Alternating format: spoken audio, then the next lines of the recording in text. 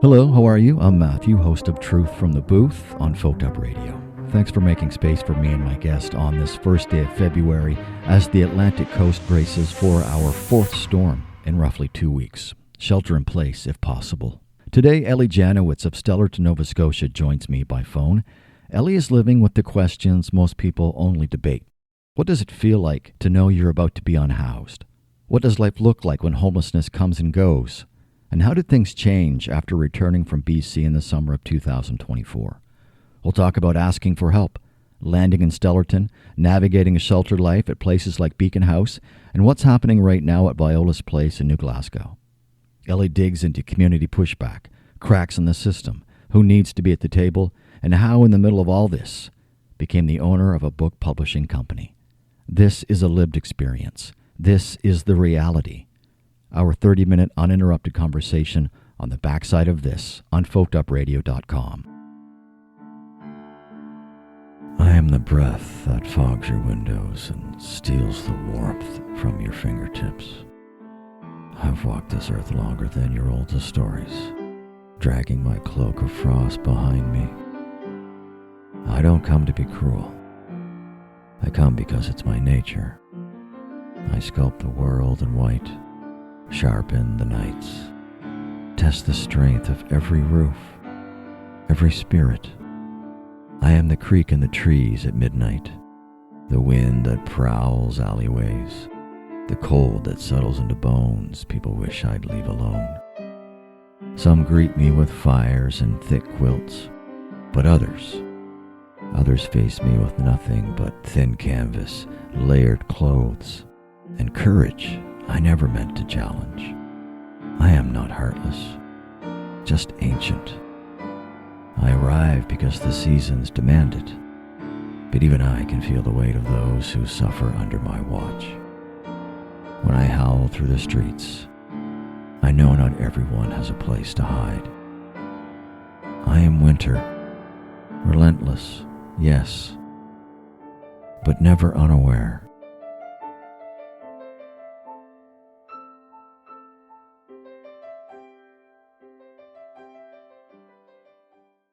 Let's start right at the very beginning. I make no secrets to my audience. This conversation is being recorded just after 10 o'clock on a gorgeous Friday morning here in Halifax. Ellie Janowitz is in Stellarton. So let's begin the conversation. First off, thank you so much for doing this. I know you're busy. Thank you for penciling me in for this conversation. Thank you. Thank you very much for asking me to do this. I'm very happy to be here. Wonderful. I always ask all of my guests, whether they're sitting beside me in a live stream or on the radio, just to get a base as we continue the conversation. On a scale of 1 to 10 on this first day of February, what's your mental wellness on a scale of 1 to 10? I would say we're sitting at about 7.5 out of 10. 7.5. If you can quickly go back in time, what would the lowest number have been? Minus 10. Minus 10, okay. And I'm sure as this conversation goes along, the audience will understand why the number goes up and down, why it fluctuates so much. So yeah. Let's start with, I want people to know that this is only our second conversation. We have never met. I was introduced to you through a third party. You're going to do some work with them in filming a documentary. You're writing your own stuff, but you're on this platform today to just let my audience know that, hey, there's someone else out there. They have a story to tell. So here we go. So give me a brief summary in a couple of minutes. Give me and my audience a sense of who Ellie Janowitz is. I am a mom, 4 adult children. I've always loved to write and read. I've always worked, and I always had a roof over my head. I'm, pretty straight-laced. I don't drink, I don't do drugs. I do my best not to smoke cigarettes. I've been vaping, but there's times when I have the odd cigarette. And right now, I work from home, and I just opened a small publishing company. We're still in the learning stages. but that's going extremely well. Wonderful, and we're going to touch base on all of those. But the reason that you're in here on this program today, you do advocate for the unhoused, and you have had some experience being without four walls. So I'm curious, please let me and my audience know, when did you first experience being unhoused, and what were the circumstances that led to that situation? Okay, so it was June of 2024, and it came as a complete unexpected shock. As I said, I worked my whole life. And in 2023, I was actually living in New Glasgow, and it was early 2023, so like March to May, June. But I couldn't find enough work. In my mind at that time, I had to go out and work for someone else. So I have a daughter and son-in-law in BC, and I missed them, so I went out to BC to work. I have fibromyalgia, and one thing led to another out there, so... No, sorry, 2023. And then in 2024, in the spring, the doctor I had out there put me off work because my fibromyalgia was very bad. Being unemployed, I decided to come home. Prior to coming home, I had a friend that said, "Oh, you can stay with me." I said, "Really?" "Oh, gosh, yes, you'll be looking for your own place. What's that going to take? Like, a month to 3? Like, it's not going to take you long. You just need to find a place." Yep. She told me this repeatedly. And there was another friend I thought I had that said, "Oh, yeah, you can stay here." So I come home. Now I'm coming from BC, and I did the red eye, which is like a back shift plane. It flies at night. So I'm jet lagged. Yeah. I'm tired. Yeah. I obviously am hungry. Just not in my comfort zone. And I get picked up at the airport, brought straight back to New Glasgow, went to my friend's house. And she never even asked me how I was. She didn't ask me how the flight was. She looked at me and said, "Yeah, you can't stay here." And I just froze, and I thought, what do you mean? What am I going to do? And she said, "Yeah, you can't stay here." She goes, "I'll give you a bit of supper." She goes, "And to take you across the road and drop you off." I felt like an animal. I felt like a stray animal that somebody threw food at and a little bit of water, patted on the head, and she threw me out to the streets. I went across the road to my other friend's house. I stayed there about 2 days. They threw me to the streets. I came back to Halifax. I don't know who drove me. I can't even remember, but I called for a drive. I went back to Halifax. I have about 6 family members in through Halifax, Bedford, Sackville. Oh, no, 8. Anyways, I have more than like one person, or I thought I did. Every time I called somebody, they said, I said, "I'm back from BC. I'd like to come visit you." "Oh, yeah, no, I don't know about that. How long?" I said, "What? Well, how long do you want to visit for?" I said, "I don't know. That's up to you." "Well, yeah, no, you can't come here. You can't stay." I wasn't even allowed to visit somebody. I ended up in Parade Square, homeless, horrified. And that was my complete breaking point. I walked through Halifax. I don't know what I'm supposed to do. Yeah, I had money. I did. I was on unemployment because I was on sick benefits. No, I didn't have enough money for a hotel room. No, I didn't have enough money to... You can't just go get an apartment. You have to apply. It takes time. I didn't know what to do, and I was walking through Halifax, and I seen some kind of shelter. I guess I seen a sign. And I went there, and I stood in the parking lot. And some employees pulled in, and I started talking to them. And they said, "Well, this is a shelter, but you don't want to stay here. This is just for men." I said, "Oh, like, I don't know." I had never in my life honestly had to do this. So they called a shelter. They said, "Where do you want to be?" And I just said Lower Sackville for some reason. My thought was on coming back to Pictou County. I don't know. I just said Lower Sackville. So that's how I ended up at the Beacon House shelter. That's an experience that I hope no other individual has to go through. At the beginning, you talked about mental wellness Was that a -10? Is that kind of the time period when you were hitting that low? Well, yeah, because the moment when you realize nobody actually gives a shit or loves you or wants you. Now, you imagine being alone. I'm not talking about living alone.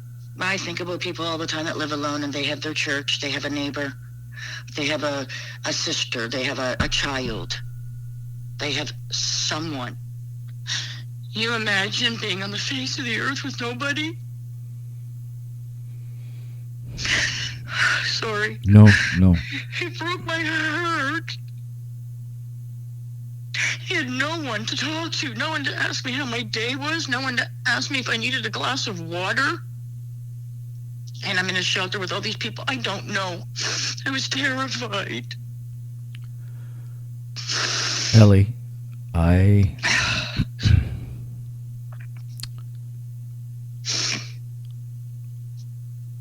And when you have that moment of reality that you are completely alone, it changes you forever. And I think it has changed me forever in a lot of good ways and maybe in a lot of very damaging ways. Well, it's obvious that you still carry a lot of trauma with you. I do. I have had PTSD since September 2024, and that's one of the reasons why I'm still off work, going to work for someone else. And I don't know if I'll ever be able to. Because when you have PTSD, there are triggers. When I sit home alone, I don't trigger myself, usually. But when I go out, I'm scared to death of a trigger, because I don't just have nightmares, I have night terrors. A terror where I wake up and I think it's real and I'm panicked. And I have to tell myself, no, you're safe. That's not happening. And some nights I don't sleep at all because of the terrors. I just want my audience to know, maybe they're listening to this for the first time, but I started this program to educate the audience on just people's stories and what people are dealing with in their own daily lives. And sometimes being unhoused compounds the issue. So just in the middle of this conversation, Ellie, I just want to thank you for being so honest. The intention of this show is to educate the audience, certainly not to re-traumatize you. I mean, honestly, what you just said, we could end the show right there, and that would be enough, because my gut is tight with just the anxiety of listening to the story. So I can't imagine what you've been through, what you are continuing to go through, and I just thank you from myself and the audience for just wow, thank you. Can you, you mentioned Beacon House and being there in the shelter. Can you give us what was your experience there? Was it a good experience, or was it not such a good experience? For me, it was both ways. Now, you are talking to somebody that has fibromyalgia, and for anybody that doesn't know, you need your sleep. It's an exhausting thing to have. And you need to have good mental health, because it's not two things, it's one, it's connected. If I have poor mental health, my fibromyalgia is going to be maximized. That means pain, it means pulled muscles, it means an upset stomach. It means a lot of different side effects. So in the beginning, I honestly just can't say it was a good experience for me. That was the lowest point of my life. Like I said, I'm trying to wrap around my head that I'm alone. When my mother was 10 minutes down the road, had an apartment, but it was very nice, and she had a brand new vehicle. So I tried my best, I did, but I was so traumatized. Mentally, I was terrible. And for me, it just got worse and worse, because, especially at that time, there was nothing available for rent in Glasgow. There just wasn't anything available. What was available was ridiculous, way overpriced and just not suitable. So that was the first issue. There was nothing available for rent here. So I don't know. Like, I was grateful to have a bed. I was grateful to have a roof. But I was traumatized at the same time. So for me, it was good and bad. What I can say is that I made a couple of really, really good friends, which is kind of crazy, but I do. Like, I have some really good friends there. I'm still in touch with some of them. And that's great. No, that's wonderful. How did you're in Stellarton now, Pictou County. Yeah. How did you end up in Stellarton, and how long have you been there? So Stellarton, New Glasgow is part of Pictou County, and I don't know if anybody has ever been here, but it is beyond beautiful. Very low pollution in the air. There are jobs. It's getting more expensive now, but it's cheaper for rent. It's more like country. There's wildlife. There's animals. There's the Melmarie Beach. There's the East River. It is just beautiful here. Fresh air like you wouldn't believe. It's so community oriented. A lot of small businesses. And after living in a lot of different places in Nova Scotia, this was my favorite.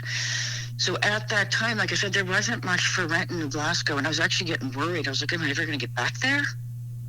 And again, it's cheaper to live here rent-wise, and when you're one person, that's a huge thing.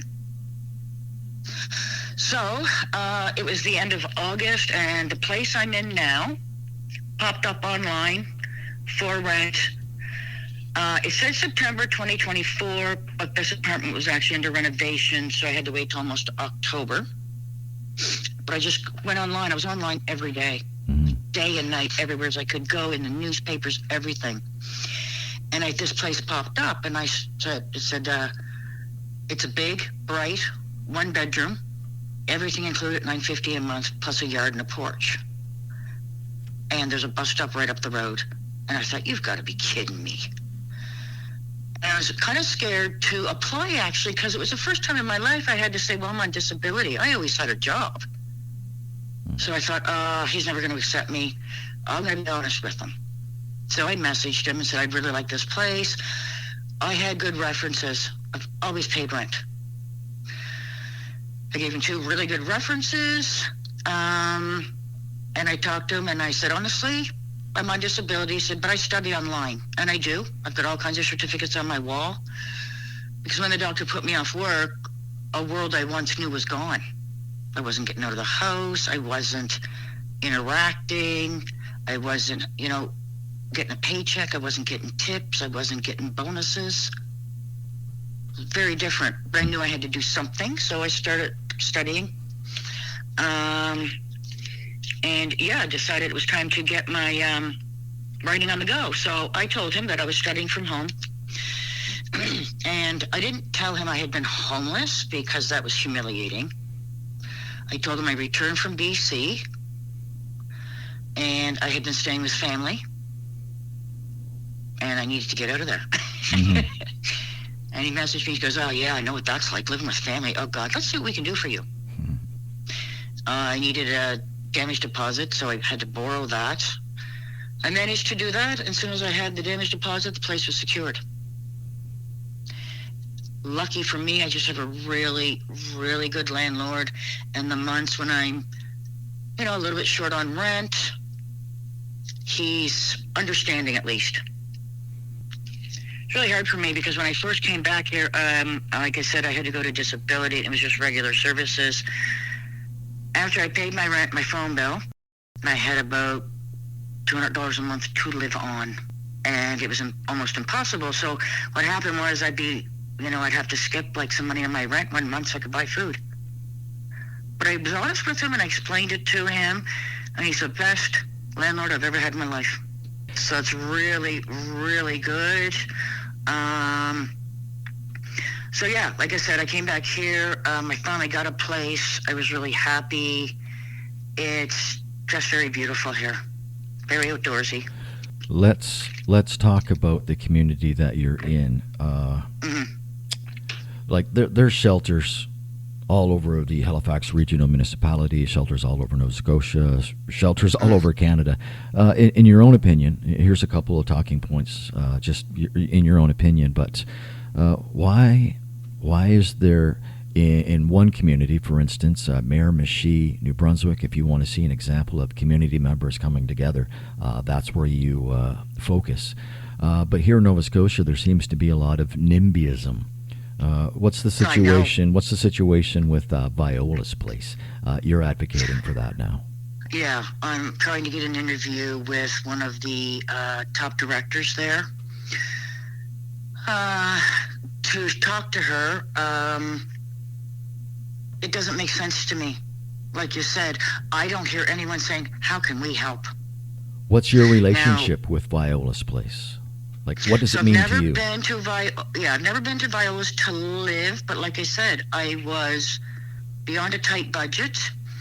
And at that time, they were, I'm going to say, completely open. What I mean completely open to the community is it was an all-day thing.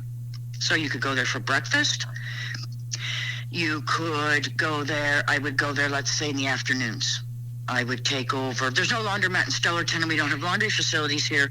But they said to me, you can bring some laundry here. So I would I had to get on a bus, so it wasn't a lot. But I was allowed to go there, do some laundry. And I could sit outside in the yard. I could walk in Glasgow over to the park. The people there were so nice. And then, after laundry, I got to stay for supper. That was 2025, June to about September. Okay? Mm-hmm. They also did so many other things. And I was there one day having supper, and the lady came over and she said, "And did you get to sign up for our spa day? We're having a spa day here for all the clients." I said, "Wow." She said, "Yeah, manicures, pedicures." She said, "Haircuts. We've got it all set up." It was all volunteers. I said, "Oh my God, that's great." Viola's does it. They boost their clients. Mm-hmm. They do things to make them feel good. They help them get out. They give them bus tickets. They encourage them to go and take part in different programs that they have. So many different things, which is awesome. Now, I don't say things are perfect. Things are never perfect. During the time I was a full-time client of Viola's, nobody there ever drank, ever. Nobody was intoxicated, ever. Nobody did drugs, and marijuana is legal. Nobody ever even smoked a joint on that property. I never found an alcoholic container, and I never found even a cigarette paper, much less a needle. And for some reason, the community is uproaring about it, drinking and the drugs. And one person even went as far as to say these people are having sex on the edges of the properties. Well, number one, define what you mean having sex, because to different people, it is actually different things. Were they just kissing and holding hands? Or were they stark naked? Because I'm pretty sure if they were stark naked, other people would have seen that. Yeah, that's above and beyond NIMBYism. Can you prove this? That person claimed this but had no pictures, but apparently they watched it. If it was true, I think somebody would have printed pictures and maybe said to Viola's, "This needs to stop." Well, in a day and age of everyone just taking their cameras out and getting video evidence, you think that would have happened as well. Exactly. Yeah, that's a disturbing. Well, let's like if now I've never seen this, and now I'm not saying it's perfect. I did witness a fight. Two girls got into it. It wasn't pleasant. But that's going to happen anywhere you live. Oh, absolutely. Okay? And the thought that everyone at a shelter is an alcoholic or a drug addict, fact. On your street where you live, one of your neighbors is an alcoholic or drug addict. Fact. There's an alcoholic, a drug addict in every town, city, subdivision, and county. Or apartment building. Just like, yeah, and in every county you have the people who go to church, you have them at the shelter too. You have the people that work. You have them at the shelter too. 90% of people at shelters are single. And I don't mean, and I mean single, yes, as in not having a partner, but I mean alone. They have no one. So when you have nobody and you're working and the rent keeps rising and the food costs keep rising, the homeless aren't to blame for those rising costs.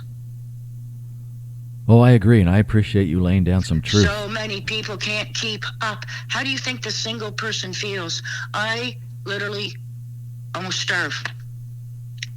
Not completely starve, but there's months it's pretty bad. Well, let's have a roundtable discussion. If we want to make changes, a roundtable discussion. Exactly. Who's sitting at the table? Aside from the politicians, Yeah. Who else needs to be there, Ellie? Yeah, I have to go back and find it. I found something now, I think. Now, you can go on, Viola's is on Facebook. You can go on and follow them. They have updates. They don't always get into behind the scenes so much, and I think that might have to do with policies. But also there, you can follow the town of Stellarton, the town of New Glasgow. I'm sure you can follow any town or place. But I'm pretty sure it was a council meeting in the town of New Glasgow, because that's where Viola's is. Okay. And not one thing from this conversation was positive. Why is it so negative? Okay, I'm sorry. I'm not in any way trying to be ignorant or rude. But example, I don't want to say rich, but you have money. You're well-to-do. You got a brand new car, fancy house, you eat fine foods, you go out all the time. How would you like it if all you heard was, oh, well, you only got money because you ripped someone off? Or, oh, well, she only got what she has because, she used a man or she slept her way to the top. Do you think that would be tolerated? Probably not. But you're going to sit there and say, oh, she's homeless. She must be a drunken you-know-what. So you're at the lowest point in your life and you're going to be degraded even further. No wonder people in shelters have bad mental health. They don't have bad mental health when they get there, but they sure as hell do when they're there. Ellie Janowitz, I've interviewed a lot of people talking about this, and I don't think I've ever had anyone on my show lay down as much truth as quickly as you have, and that's the whole point of this. I'm trying to educate the audience. Yeah, people are going through some real stuff. Truth. Oh, like we're going to. I'm just going to ask one more thing of you. Again, I just want to let you. I know you have another appointment.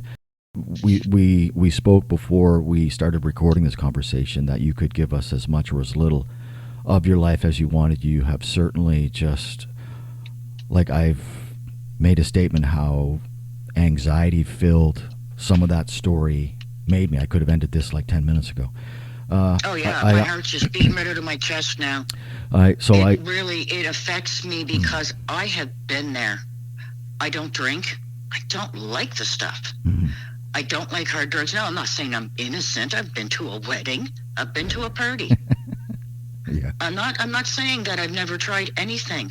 I'm saying that it's not my way of life. Mm-hmm. Well, your way of life right now is writing. So let's end it with you starting this new publishing company. How did that come about, and what's your project going to be for 2026? Wow.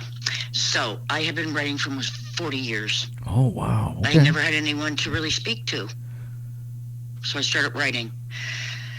Oh, yeah, it's been years and years and years and years, and I never had 100% of time to put into it. I had children, I had jobs, I was busy raising kids. Mm-hmm. And now it is hard to get published because a lot of companies want you to pay when you send in a submission, or you have to get like a yearly subscription to send in submissions. So it's not always free, for one. And they had so many submissions. So it's like a needle in a haystack sometimes. Mm-hmm. So it's hard to get published. And then I thought to myself, okay, these are my babies. And this is something I have for me. For the first time in my life, nobody can come in and ruin what I've built or take away that happiness or alter it or make me want to change. So with the struggles of being published, I decided to open my own publishing company. We are indie, we are new, we're still learning the ropes, but I am so excited. My very first children's book is going to be published officially in March. Fantastic. All right. That's awesome. Then I'm working with another lady to publish her book in the fall. Hoping to have a third one in the books. I advocate for missing people of Canada, mainly Nova Scotia. Looking into some of those things, keeping up with those updates, and advocating for the homeless. I clean on the side to make some money, and I also have a homemade jam company where I make homemade freezer jam. Wow, you are busy. Yep. Fantastic. Yep. And, it would be really nice if they would take a success story. How many success stories do you have that come out of shelters? There's actually quite a few. Why can't you talk about one of those? Are you talking to me directly? Because just so the anybody, the CTV, any news, any paper could say, "Hey, we need to start looking at the reality of this." Well, for me, the reality is it's just simple. I believe it's the cost of living is a big contributing factor to the people being outside. We just can't. Yeah. We're the only species here that pays to be on this planet. It's silly. Like, you don't have enough currency. You have to live outside. Yeah. It makes zero sense to me. And so when you're alone, it sometimes takes one thing: a loss of a job, illness, it could be a natural disaster. Yeah. Anything. Just that one simple thing can just snowball, and it spirals out of control. Yeah, I think a lot of people would say that 2020 really upset the apple cart for a lot of people. I know it did with my family. The land that we were renting out west, the owner moved back from Germany, sold the property, and we had to move, and we came back to Nova Scotia. So yeah, so no person is to blame for the rising cost of food and rent, right? And I've been battling it since COVID to keep a roof over my head. Yeah, a lot of people have. Yeah, like I said, a lot of people have. Yeah, it's been a struggle for a lot of people for the last 5 going into 6 years. But listen, it seems like I'm glad that we started off the conversation with a 7.5 out of 10 on your mental wellness. You really took us down some really dark paths. We shared a laugh, which was good. So I would give this conversation a 7.6 just to edge it up a little bit. Ellie Janowitz in Stellarton, Pictou County, Nova Scotia, thank you for taking the time out of this Friday. And I'm sure that our paths will cross in the very near future. Thank you. Absolutely.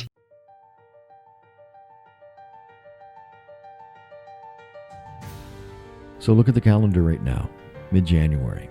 I think that's where winter stops warning and starts taking things. Cold lingers, storms stack up, nothing dries. Tents sag under snow, then soak through in freezing rain. There's no reset button, only the next night and the next night and the next. February is the heart of it. Across Canada, deep freezes lock in. Along the Atlantic coast, the danger isn't just cold, it's wet cold. Rain turns to snow, wind drives it sideways, sleeping bags get heavy, hands go numb. And once you're wet, the clock starts ticking. Early to mid-February is the danger zone. One major storm is enough to collapse shelters, flood 2 of the remaining camps, and push people past exhaustion. Late February doesn't let up, it compounds the damage. This is the stretch where survival becomes uncertain, where exposure isn't theatrical, and where winter decides who makes it through. Until next weekend, my name is Matthew, host of Truth from the Booth. Let's get you back to your Sunday soundtrack on Canada's #1 folk station, 99.9 FM, Perth Andover, and folkedupradio.com.